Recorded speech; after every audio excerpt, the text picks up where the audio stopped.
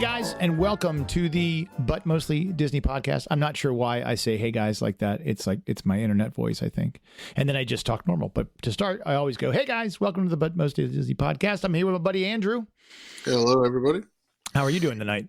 Good. Not bad. How are you for Monday? You know, pretty good. Pretty good. We are I'm leaving tomorrow after my wife gets out of school, and we're driving up to Virginia Tech to go see Metallica. Nice. Which is why I won't be able to do the podcast tomorrow night. So we are we're gonna leave after work, get there late tomorrow night, goof around Wednesday, go see the show Wednesday night, and then come back Thursday. But if you don't know, Virginia Tech, their football teams, they walk out to Enter Sandman. So it's going to be a zoo and kind of a cool place to see Metallica. So I'm excited. Awesome.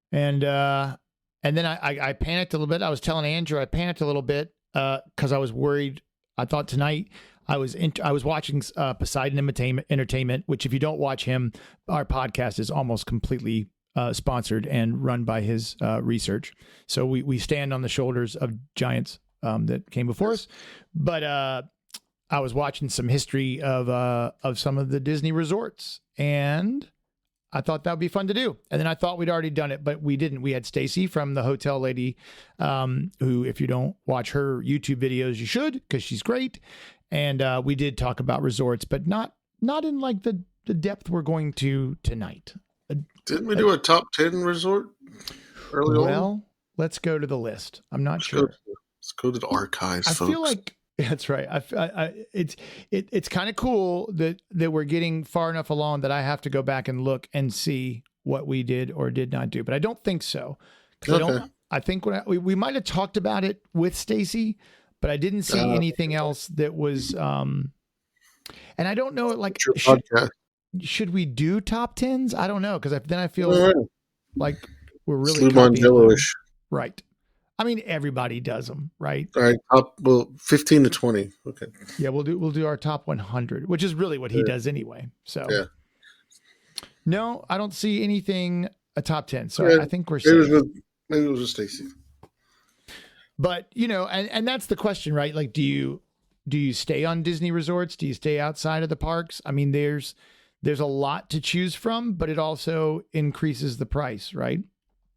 But there's definitely something to staying inside that bubble, so that even if you're limping back to the park with blistered feet and tired, you still get that magic when you get back to your room.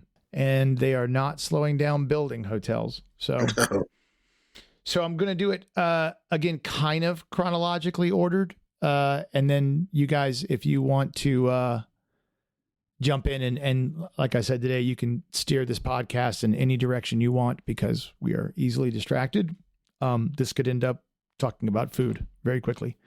But we all know when it opened, or at least we should know, at least those of us here know, that it was the Contemporary, the Polynesian, and the Wilderness Campground, right?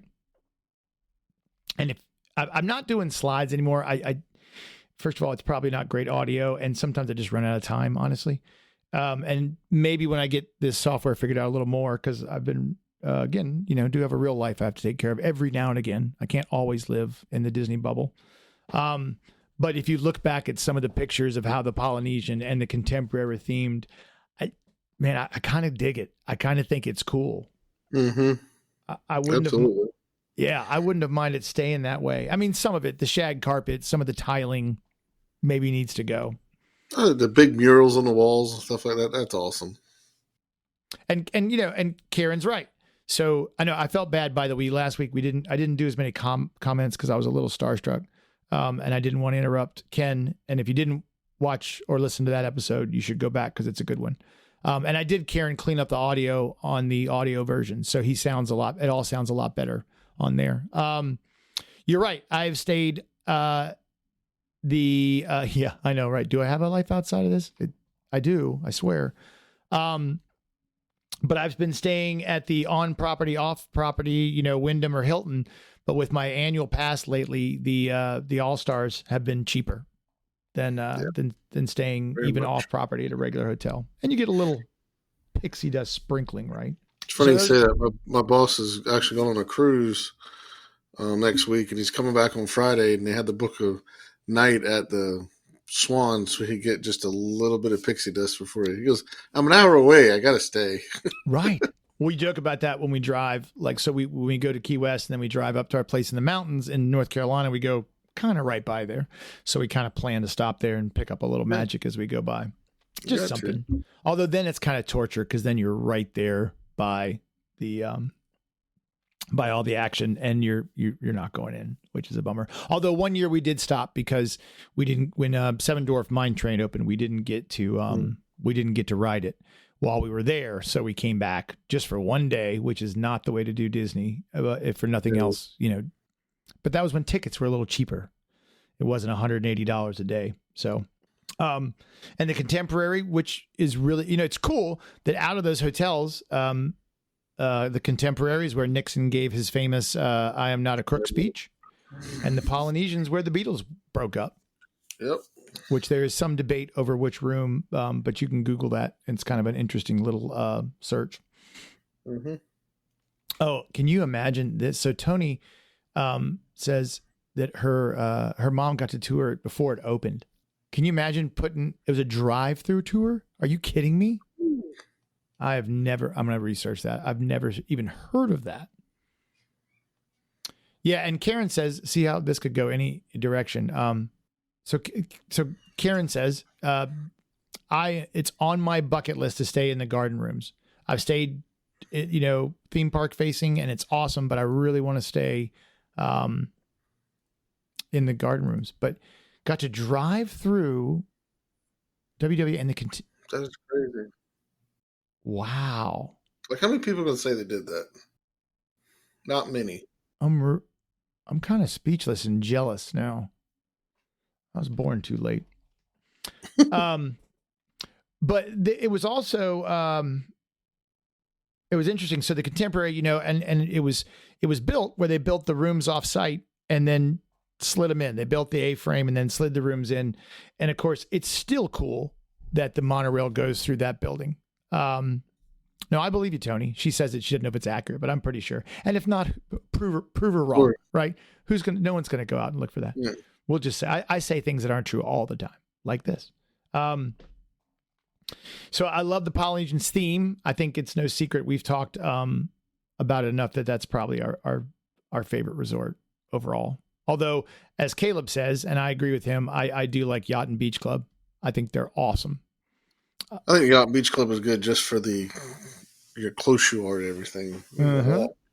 That secret entrance to Epcot and that pool, though empty right now.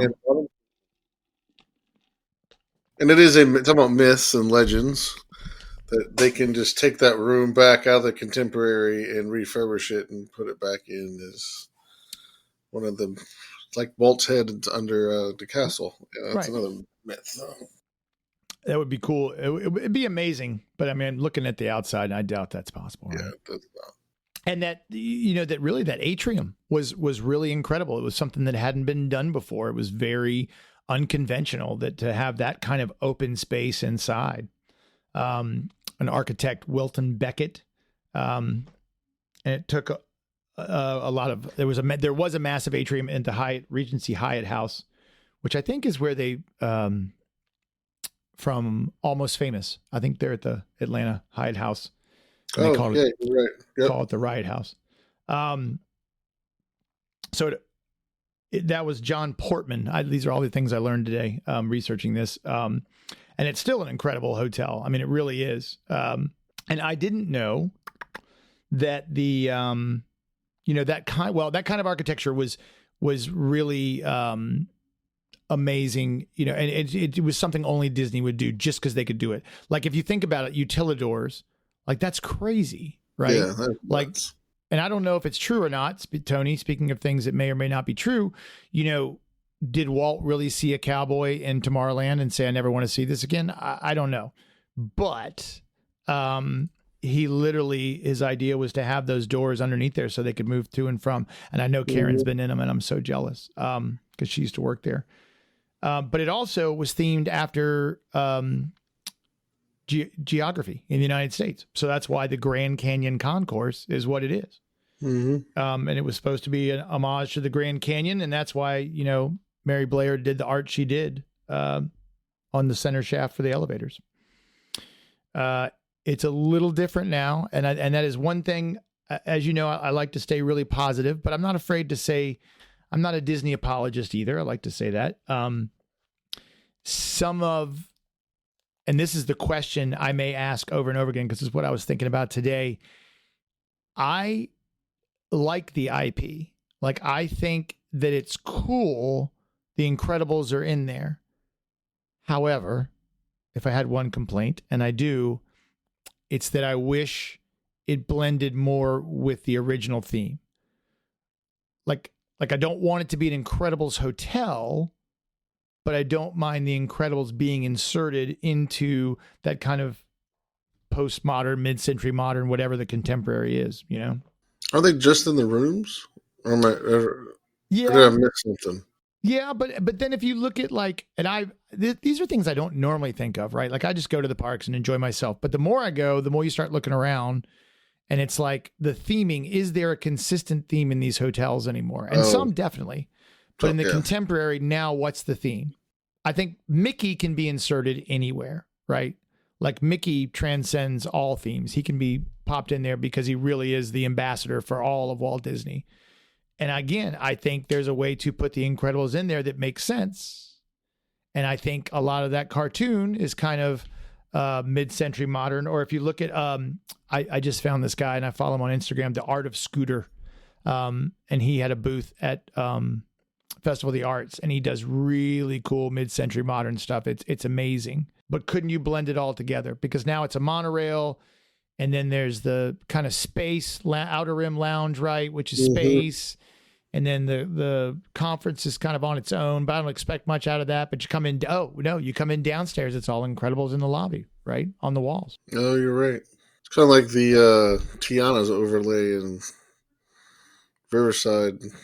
It's like it's there, but then you go into the gift shop and there's still Goofy and Mickey's nephews, and there's nothing really, except for the princess rooms, there's really nothing else that ties it to Riverside. I see what you're saying now. Right. And it's there a lot. So, and we'll get to it, but does Mary Poppins fit into Grand Floridian?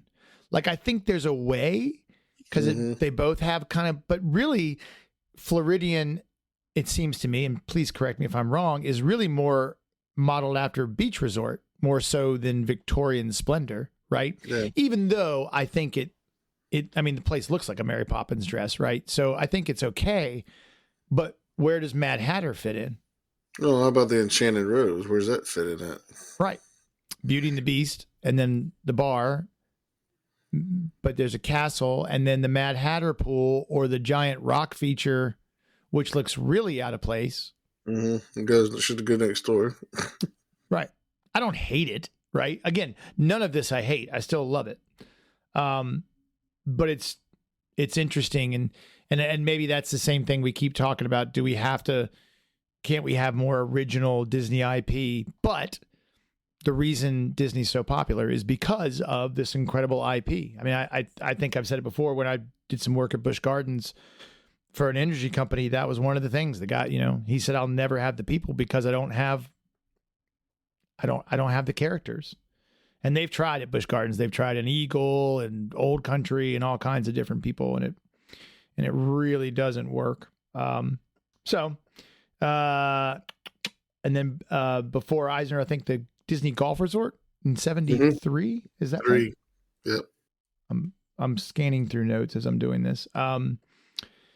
And then Eisner, love him or hate him, I just think he did so much for the parks. And he really, just put a lot together. And he really was the one that got things going. I mean, I can't remember how many resorts he opened, but it's a lot. Yeah, Disney Decade. Right. Was it the golf resort? Or am I thinking of just putting things together that's not right? Wasn't the golf resort where Shades of Green is now? Yes. Okay. So it was the golf resort, and then there was Oh gosh, I just talked about. There's a period in there where it was something a little different, almost kind of a quaint country inn kind of thing. It might have been the country inn, and then the DoD bought it and made it into. But originally, it was just for the golf, and it was much smaller. Which I would like to have seen. I would like to have seen all of this stuff. I would like to met Walt. None of it's going to happen. So Eisner came in 84, and obviously he wanted to, he's building a new park, so he definitely wants to have, going to need more resort capacity. And then you had Grand Floridian and Caribbean Beach in October of 1988, which is hard to believe that they're that new almost, right? Because it seems like they've been there forever. Mm-hmm. Yeah, I think Animal Kingdom's 20 years old now. That's crazy. It's ridiculous. It's unbelievable. And gosh, that's such a, we'll get there. See what I mean? Squirrel, and then I'm gone.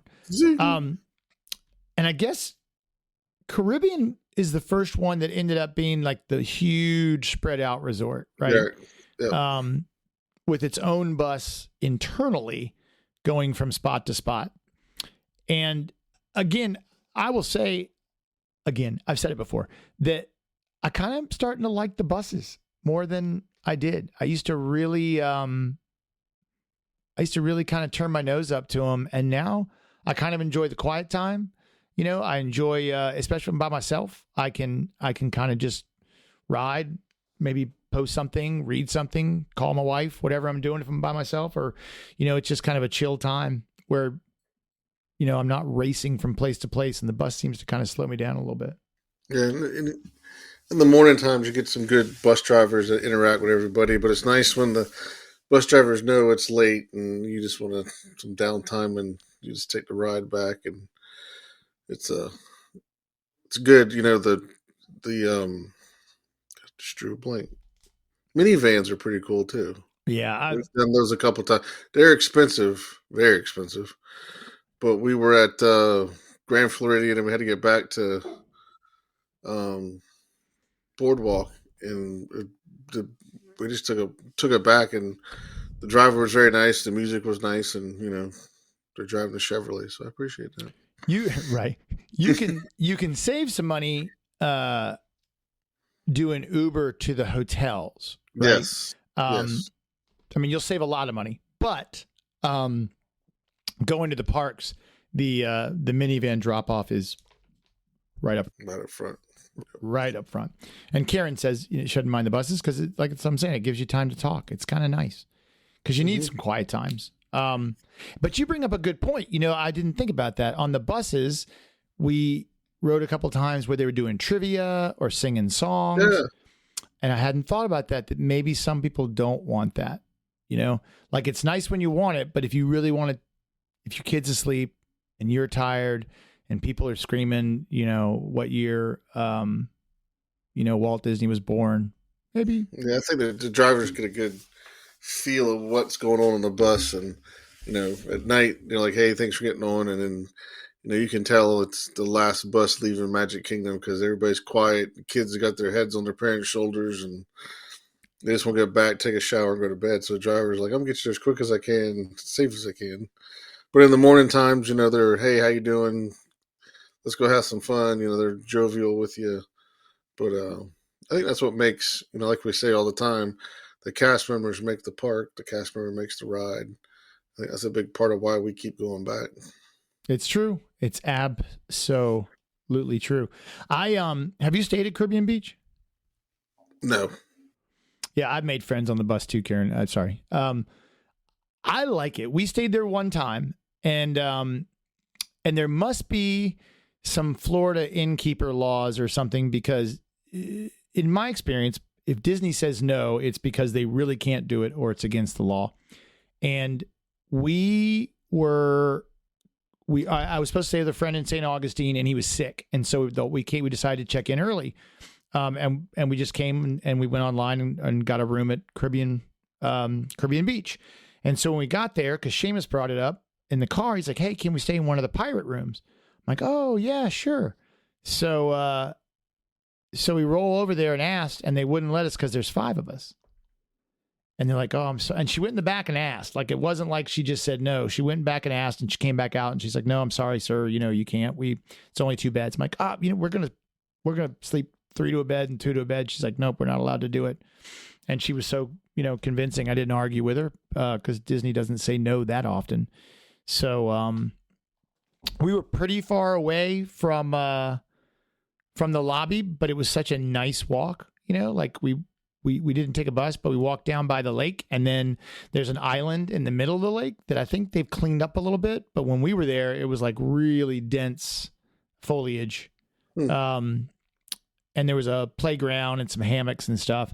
And then we went across that, and then you got to the pool, and where they have like a little indoor kind of town for the, Karen says footage per person. Maybe that's, there's some law. There's something. Yeah, I bet it is.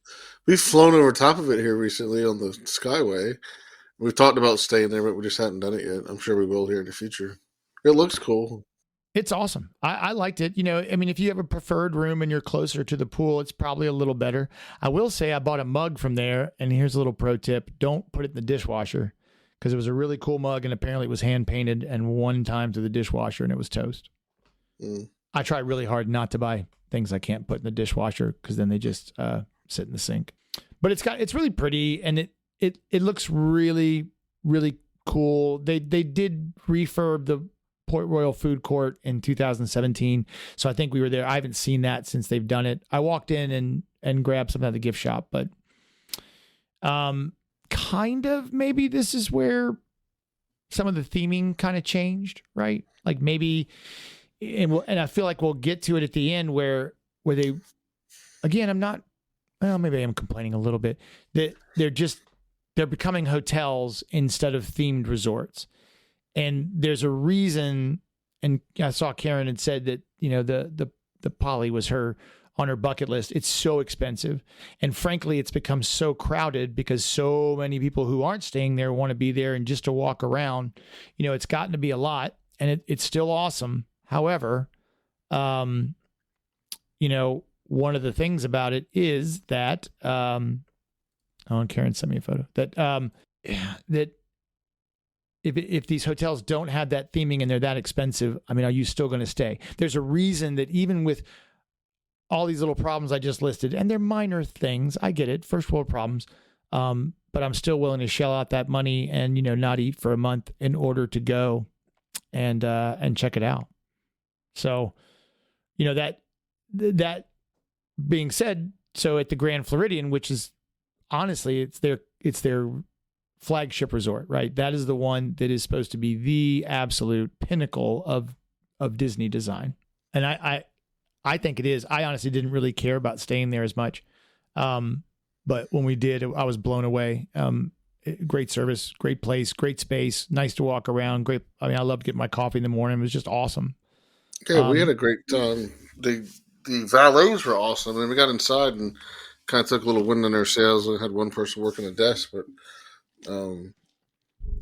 after that, everybody we encountered was top notch, and you got direct access to everything. So it does live up to that flagship name and the draw and the money. But like you said, like at Poly, there's so many people there that aren't eating, that aren't staying there. They just want to be at Poly. And once you get away from the ceremonial house and get to some of the long houses, it's quieter and a lot nicer. And, now they check your Magic Band to see if you're staying there before the fireworks even start, because there's so many people going there now. Yeah. It's interesting. And so here's something you mentioned, valets. That's really interesting. So I just had a buddy, my first client who I've ever booked through MEI Mouse Fan Channel. If you'd like a free no obligation quote, please go to butmostly.disney.com and click that button. But he just traveled, and they stayed a couple nights at the Grand Floridian. 2 little things that I thought was interesting. I could not get them a king size bed. Now they had their daughter, so it worked out fine, but I told them ahead of time, I was like, I've asked, I put in the request, I've called the day of, I called the day before, and they try, but they won't guarantee it. There might be, if you book far enough out, an option for a king bed, but it wasn't available then. And I don't know how many king beds they had. They had a theme park view, and they were okay with it. But what he did say, and he'd never stayed there, is that the valets were incredible. And they did something that I haven't seen them do since we stayed at the Polynesian 10 years ago, which was they brought a cart out, put their luggage on the cart, and drove them to their room. Really? I know we pulled in, and I didn't get the car and park all the way. They had Julie's door open. They had my door open. They'd already popped the trunk. And they're like, oh, it's a parents' weekend. We're like, yeah, we left the kids at home. It's just, oh, that's awesome. And they're like, there was 3 valets for the 2 of us. Yeah. And they asked us, how many nights you staying. We told them. They took our luggage, threw it in our cart, wheeled it away, and we went inside and checked in. We're like, all right, this is going to be awesome. And we walked inside. And a little bit of the magic kind of went away because the girl that worked on the desk, I could tell she was just overwhelmed because she was the only one working at the time. And it was 8 o'clock in the morning, so you got people checking in, and you got some other resort stuff going on. But after that, it was great. We didn't have a resort view room, but we had the monorail on the side, and we just kind of could see that go by. But when they say it's their flagship, they're not kidding. It is, and I just.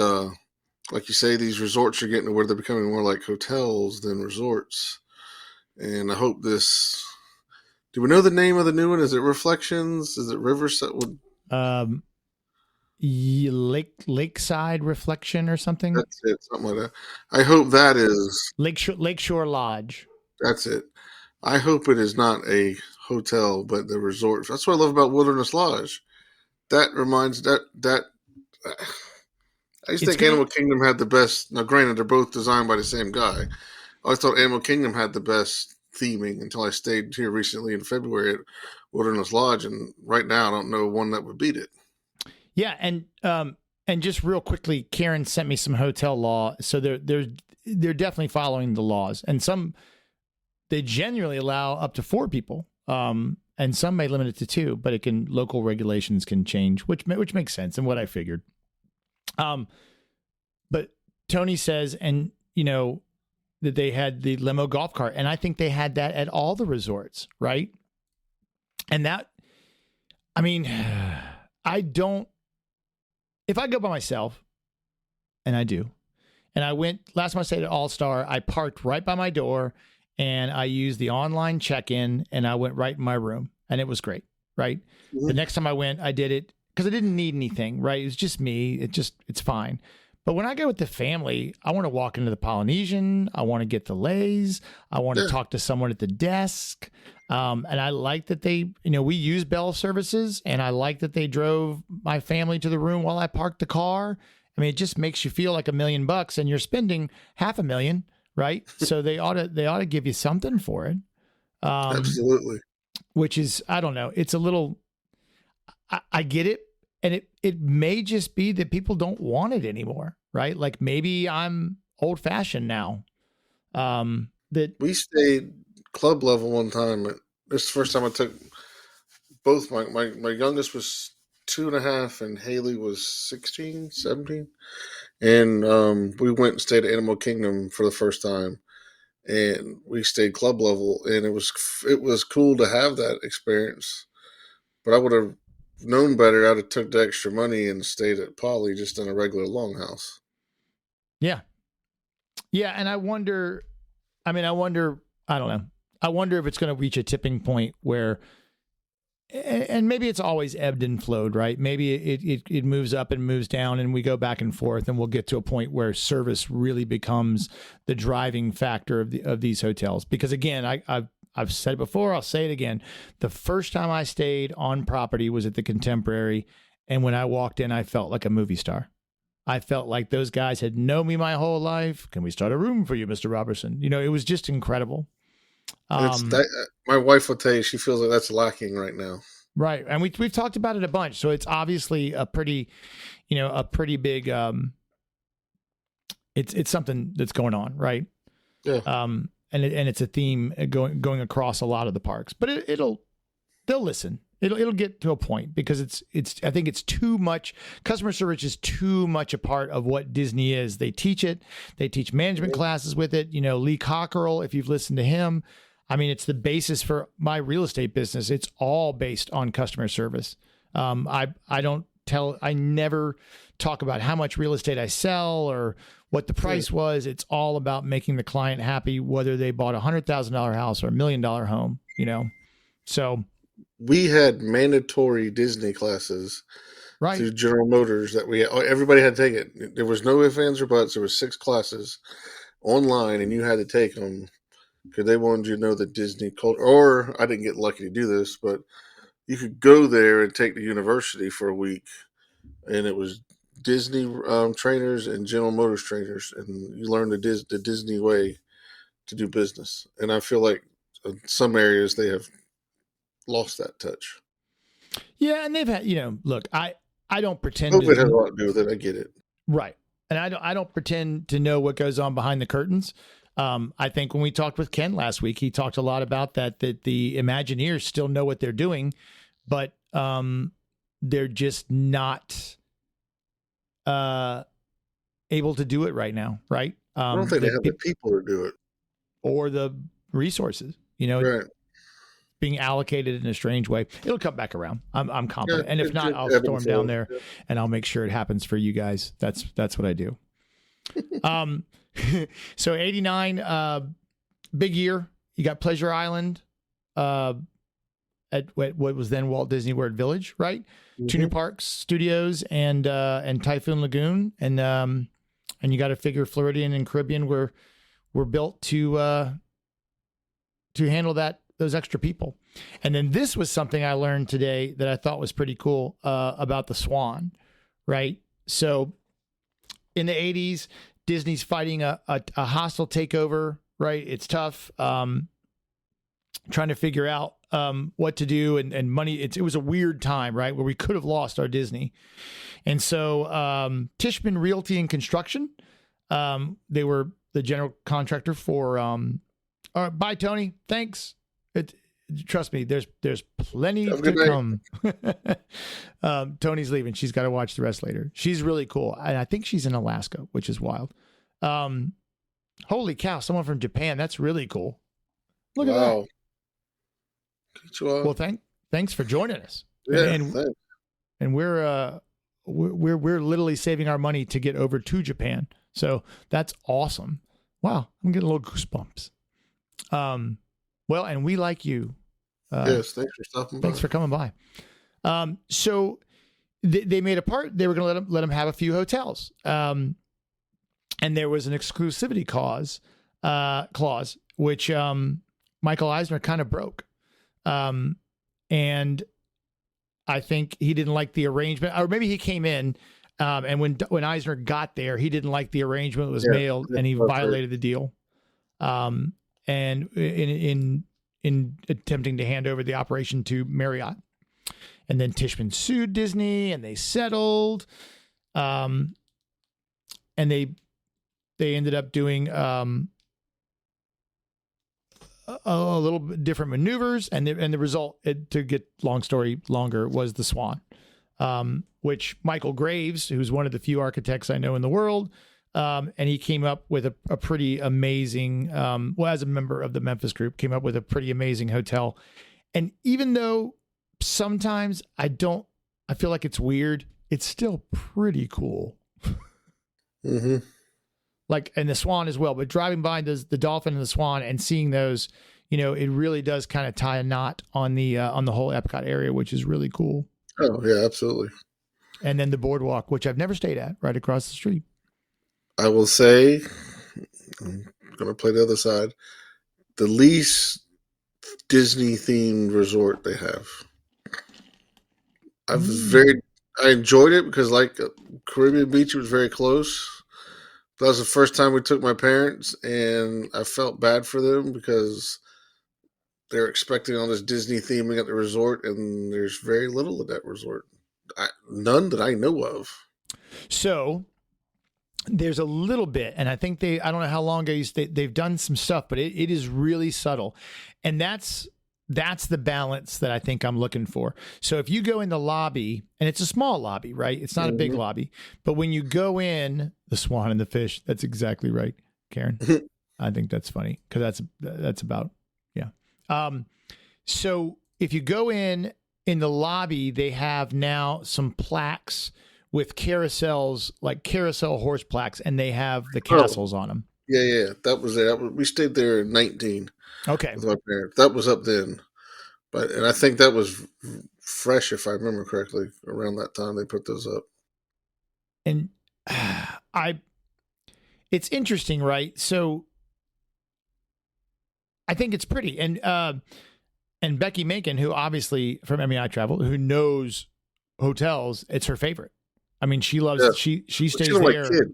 Huh? She don't like kids. Well, then she should be at Coronado, right? Because there's no kids at Coronado. It's all business people.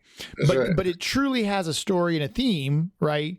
Of the, Boardwalk, Atlantic City, Coney Island. In the lobby, it's got the Hippocampus Electrolier. Oh, yep. Which I can't believe I got right. Reportedly a real electric chandelier crafted in the 1920s for Coney Island, which is covered in real gold leaf. And there's some miniatures of the carousels, that elephant that burned down. I can't remember the name of it now. But there's what's that? Colossus. Yeah, that's it. And it was an elephant-shaped building that stood at Coney Island, but I think it burned down. So it's got a really theme. Some people lament it. I'm glad they got rid of the clown. I did not like that clown. No. Now I love going there at night, hanging out on the boardwalk. That's awesome. Right. And my buddy just got back, and they had dinner at Flying Fish, and he said it was unbelievable. And his absolutely favorite steak on property. Really? Yeah. Wow. Okay. That's a tough. I know. He said, there. Yachtsman, Le Cellier, nothing compared to, and it does look beautiful. I have not been since they remodeled it, but we went one time and it was incredible. Have you had Shula's? Not there. We have a Shula's here I've been to. Yeah, that Shula's is closing. Is it? Yeah, they're coming up with something different. I didn't have a great experience. Really? The best steak I've ever eaten in a restaurant is Del Frisco's. Double Eagle Steakhouse. I've been to one in Philly. I've been to one in Orlando, which is outside the parks. And then I've been to one in Dallas, Fort Worth. And that 45-day, I don't even want to talk about it because I'm hungry. And it's so good. I mean, it's incredible. Not that I want to leave Disney property, but if there's only someone, right? Anybody. To meet me where. And then they also have the Flip Flap Railway at the boardwalk, since we're doing that one, which was a roller coaster, 12 Gs. Yeah, a wooden roller coaster. I'm pretty sure someone died. I don't think it was. I'm sure several people died. And we're losing Jelly Rolls, right? Or is that Jelly Rolls going? Or yeah, it's gone. Yeah, and Atlantic Dance Hall's gone, right? Yeah. But I hated that clown. I'd never stayed there, but we did walk over there, and I thought it was freaky.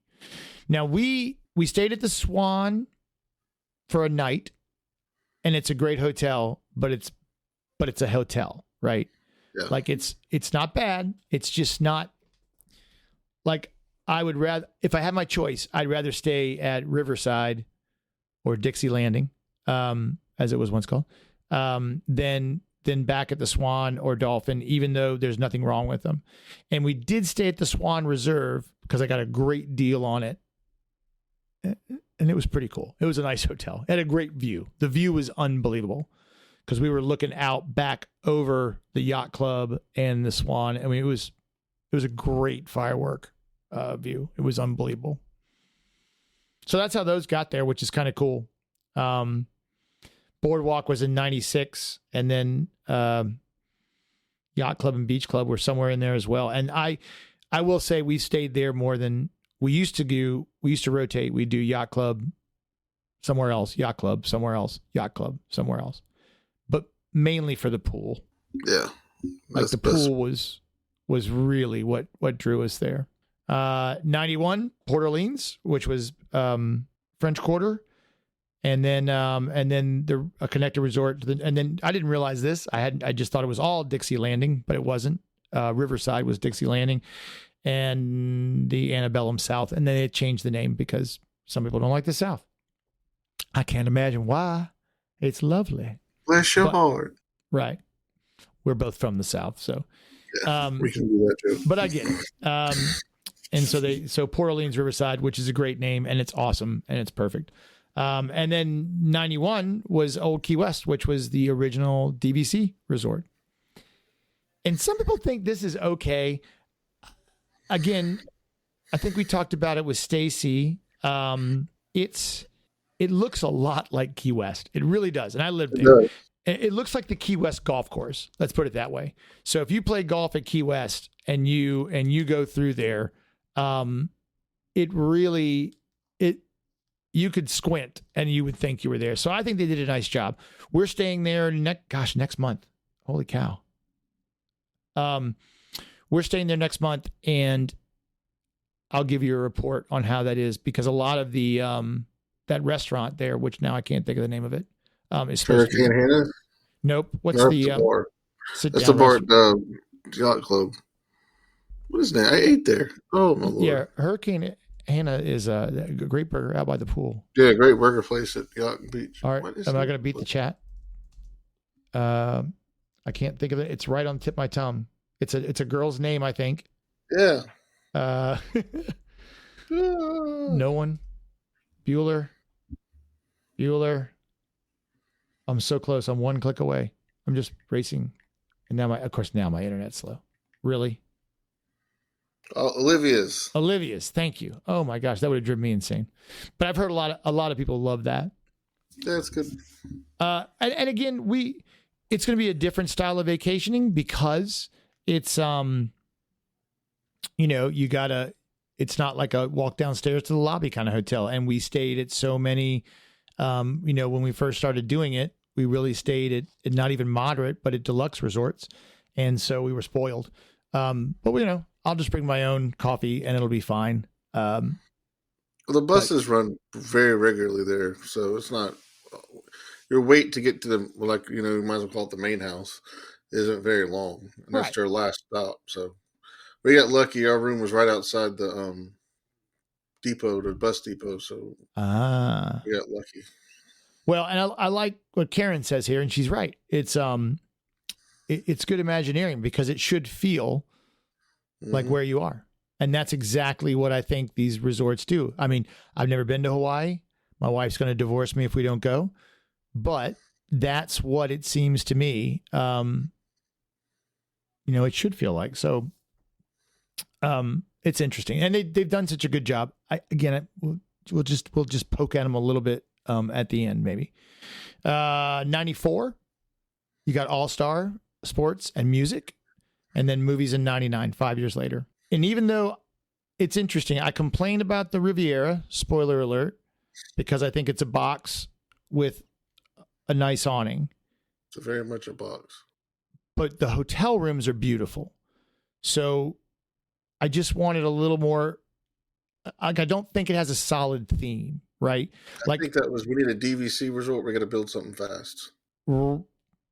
I think, I almost would venture to say it was cost. Like, I think about that. Like, if you look at a house, right, you build a square house and that costs what it costs. And then if you add some dormer windows on the top, which makes it look cuter, right? Makes it look kind of Cape Cod-y maybe. How much do those dormer windows cost? And then what's the intrinsic value? I'm sure they have some formula. And I just don't want to see Disney get to a point where they're like, oh, let's just build it. They'll come. They're going to love it. It's going to be fine. And I think we'll just skip ahead to Riviera. I think the theming is weak there, even though it's pretty, right? Yes, Walt and Lillian did go to the Riviera. I've never read anything that it was really a life-changing moment, but they were there.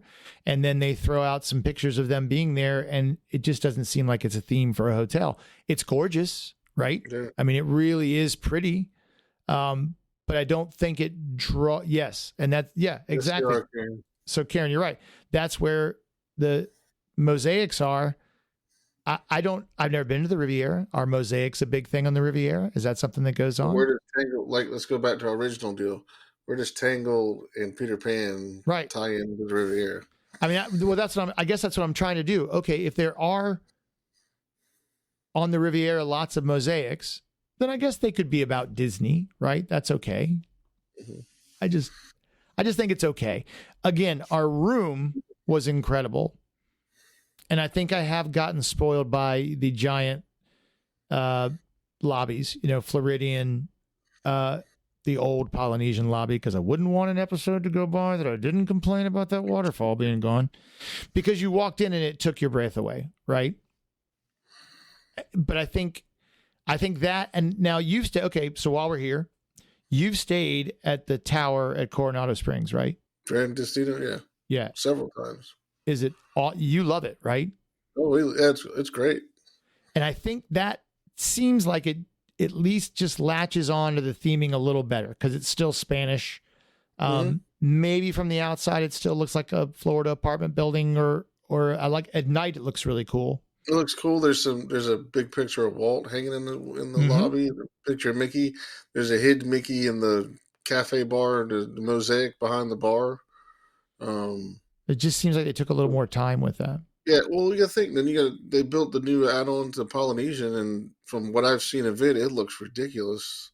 All the seating areas they have, and you've been there. I haven't seen. I've seen it, but I haven't walked around it. It's pretty cool. Yeah, I mean, from the outside, I hate it, right? But like, I'm kind of thinking that the view I want to go. Wasn't Luna on the Riviera, Luca. Karen? Luca. Thank you. Sorry. Yeah. I think Luca was, and that's the only thing I can think of. And I didn't dislike that. My kids really liked it, but it didn't register much with us.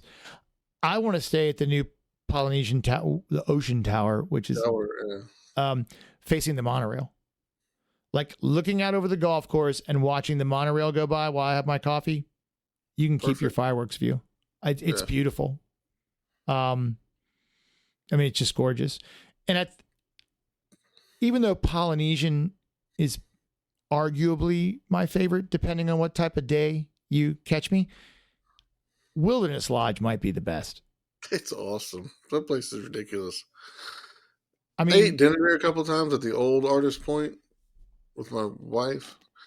And then, we walked around a couple of times. We ate Whispering Canyon one time. But actually stay there and get the amenities and take it all in and take the boat ride to Magic Kingdom, and you come around the Contemporary where you see the garden view rooms and all that. By hands down, I think that's the best resort on property. And that place tells a story, right? Yes. You don't realize you're in Central Florida when you're standing at a bus stop and you're surrounded by pine trees. I mean, it is almost weird. Because you're right. Those pine trees just really pull you in. I mean, it looks like, I always think of that hotel that Chevy Chase and his family are out in front of in the Grand Canyon, right? And then you walk in and that lobby just punches you in the face, right? Yeah. I mean, it's so huge. It's so amazing. The American West, Native Americans, the geography, and it just all fits together so perfectly. Did you know the teepee chandeliers are, again, reportedly made from real animal hide? I heard that. And that's those kind of details, right? Well, the chimney for the levels of the Grand Canyon. Right. And the geology of it and what's there. I mean, that's crazy. And that's what you do. That's what Tokyo Sea, Disney Sea seems like they're doing. Just no budget. A bunch of people who all they do is think about how to make something amazing, and then someone writes a check for it, The lobby floor, when you're looking down, is what's known as the storm pattern, inspired by a Hopi tribe weaving, and done through different types of wood. There's all kinds of Native American art, totem poles, and see there. You shove Mickey into a totem pole and it looks like it fits, right? Yeah, perfect. I mean, so you got some Disney. It's very Disney. And then I think even more so without having a Mickey and a Disney on there, what really, for me, the grandiose scale is almost inherently Disney, right? Mm-hmm. Just the fact that no one would build a hotel like that makes it Disney, and they could not have Mickey in there, and because of Whoever what they liked did there, Lincoln Logs as a kid designed that building. yeah. It's got 3 fireplaces, 2 secret ones, which you always need in Florida. And then what I love, because when I was a kid, I would sit in Home Depot when my dad bought nails and stuff, and I would look at pond books, for like garden ponds. I put a fountain pond I put a koi pond in my last house. I have too many pine trees here. There's no point. It would just be a nightmare. But that starting inside with a little bridge and a little spring, and then the illusion that it does run outside, but then the illusion that feeds right into the pool is so cool. The geyser, yeah. Like when we stayed Isn't there a train room? Didn't Lou talk about in there? I didn't find it, but in there like a room that's supposedly with trains and walls. So yes, and that's in the it's in the DVC building. Okay. So we actually stayed in there. And when you go in there, they have a lobby with a. It's pretty cool. It's kind of like, and I wish they'd do that more. The Disneyland hotel is so chock full of history. Like there are movie artifacts and cells and just art. It's just incredible. It tells a history of the Disney company, in just when you get off the elevator. I mean, it's awesome. And so you've got, I've never been in the Territory Lounge, but you have that. And a lot of people think that's amazing. Kind of celebrating the American wilderness. It's got displays about hunting and traffic and photography and Lewis and Clark, kind of a Teddy Roosevelt. Now they've got Geyser Point, which is best cheeseburger on property. It is by far the best burger. It is so good, and it's such a cool location. And you maybe see the water pageant from it, right? And we've never had a problem. I shouldn't say this out loud because people will do it, but we've never had a problem really getting a seat there. We've always just walked in and sat down right at lunchtime. That pool is awesome. And then you've got a geyser blowing up every 15 minutes or so. Right. I mean, it's pretty amazing. I mean, it's just unbelievable. And now they have those little cabins, and those are cool. Really? Yep.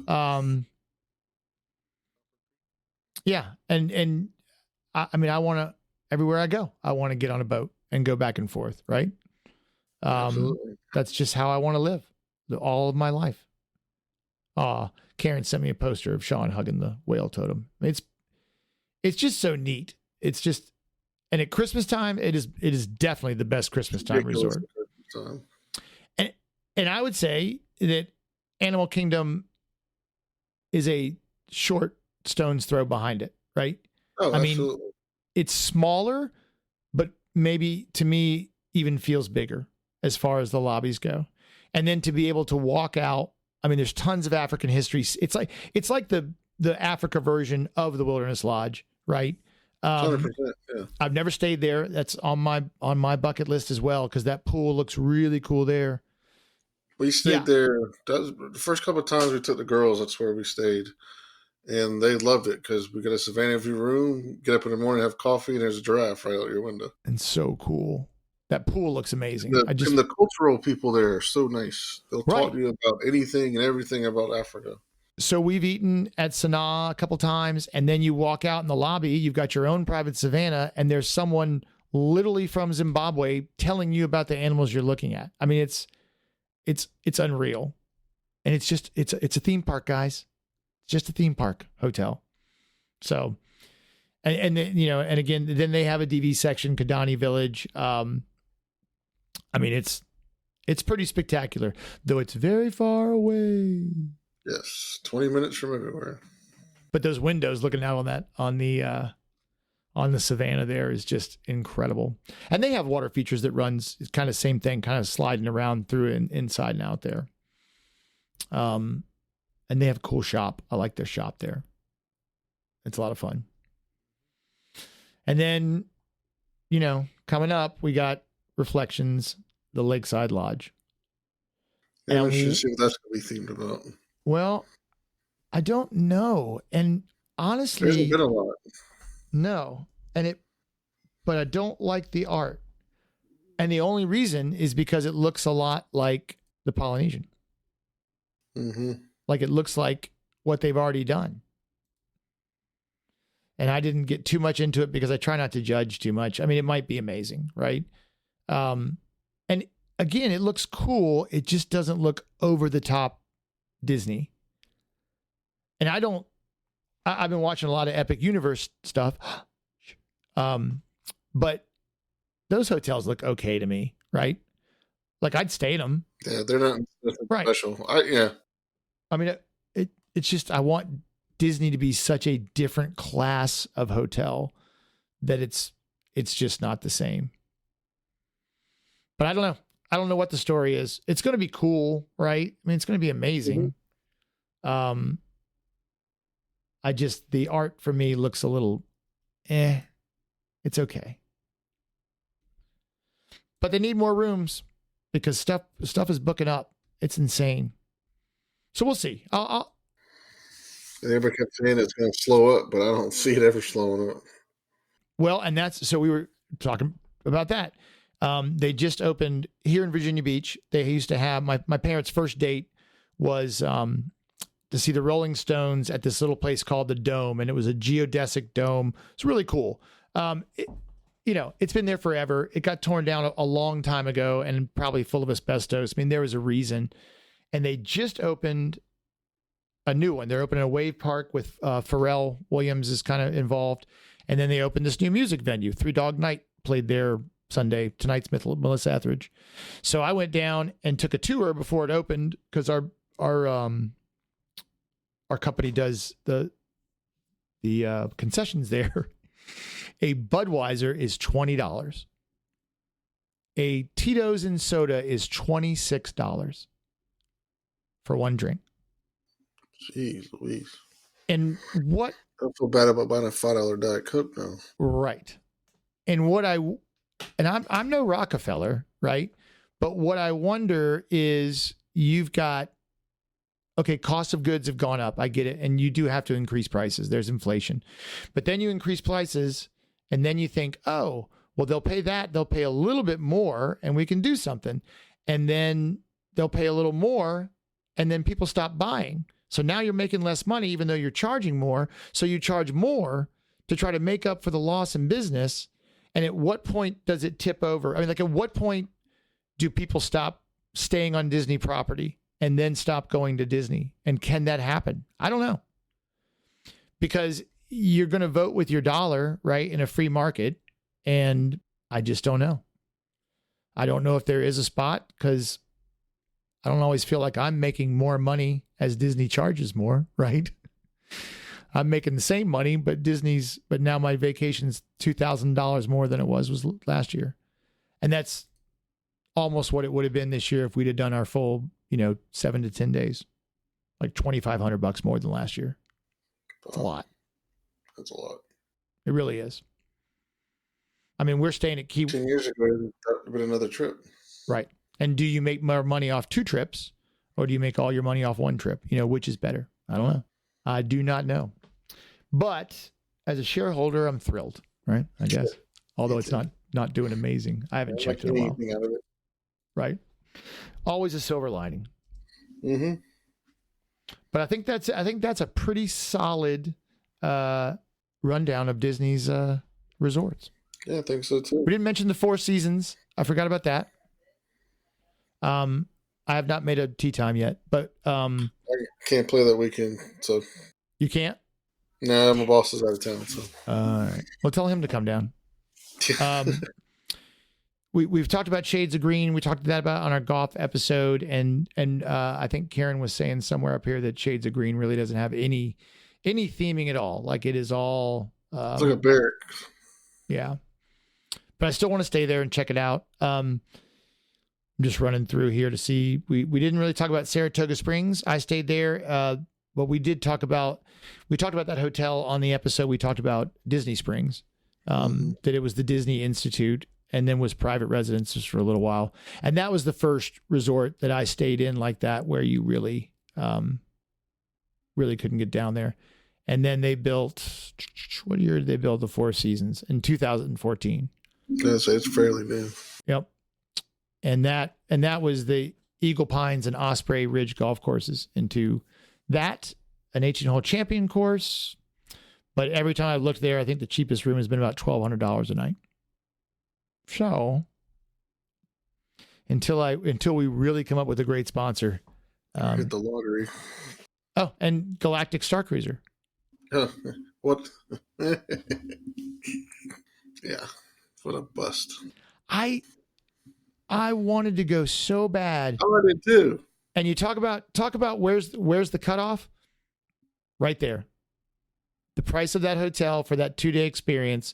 And I mean, look how many lightsabers I have on the wall behind me. There's the Falcon. Almost everything you see is Star Wars. There's Mickey up there. And if I turn it, I'll try this because I haven't used it. Let me see it. There's actually a control on Ecamm where I can turn. That's the wrong way. Whoa. I mean, there's enough Star Wars, my floating shoe, lightsabers, Legos.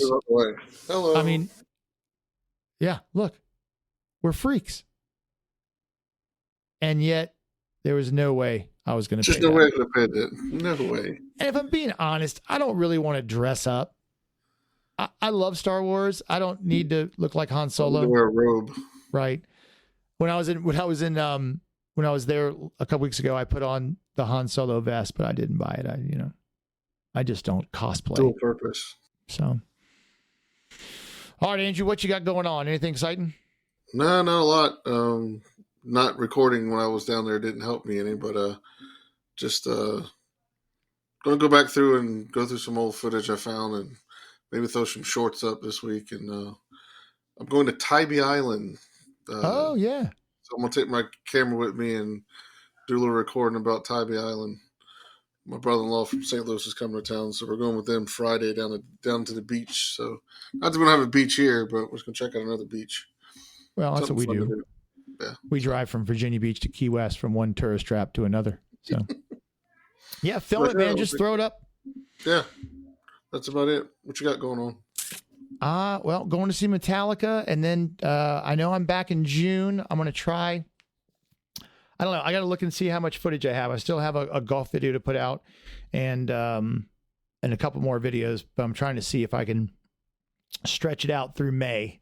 Because May is a busy month. I got a kid graduating from high school. Got to get my other kid off to Pixar. And then Seamus will be home on Monday. So the whole month of May is kind of booked up. Yeah, I think July might be my next trip solo. So, well, maybe we can meet up in July. I'm going to Key West 1 week, so I'll be down there for that. But I gotta keep getting footage. So check us out on Mouse Gears and Mostly Disney and the Mostly Disney Facebook group. We post a lot of stuff in there. It's all about you. That's what I want to do is share and talk and chat. And I just love Disney and I love putting it out in the world. And God knows I talk too much and I want to talk mostly about Disney. See what I did there? And this is a great opportunity to do it. And Andrew's kind enough to do it with me. And I enjoy doing it as well. And if you did not see last week's show, I would even if you did, I would highly recommend downloading the audio and go buy the book. Yeah, and buy that book. And Ken's been texting me, so maybe what we'll do is we'll have him on again, and maybe he can just tell stories for an hour. But when his audio book comes back out, we can get him back on to talk about that because I'll probably listen to it on there. But I know Karen bought it. It's a great book. It really, if you love Disney, you're just going to love it. So check that out. And subscribe to the newsletter. I'll put a link up on Facebook this week. I'm trying to get some people over there. It's short, it's sweet. Open it, delete it, move on. But I'm just trying to branch out this social media empire in every way I can. And I have the merch shop still up. And Chris, I didn't see Chris, but Chris, if you're listening, I will have a coffee mug made and sent to you. I have some copyright issues with Fourth Wall. I cannot use the word Disney with them, but I can other places. So I may have to adjust because I like my logo and I don't want to change it. But that's it. So let's see. Can I come next Tuesday? I can't remember. I didn't look. It's always fun to know a week ahead. But I'm. We're Tuesday adjacent. Yes, Tuesday adjacent. And I think next week I'm good for Tuesday. So cool. that's the 13th, right? Gosh, it's already the middle of the month. Wow. And that'll be episode 31. So very exciting. In the meantime, send me any questions you have at tater@mostlydisney.com or on the Facebooks or the Instagrams or TikToks or wherever you want to go. And yeah, that's it. We'll see you next week. Have a good night. Thanks, guys.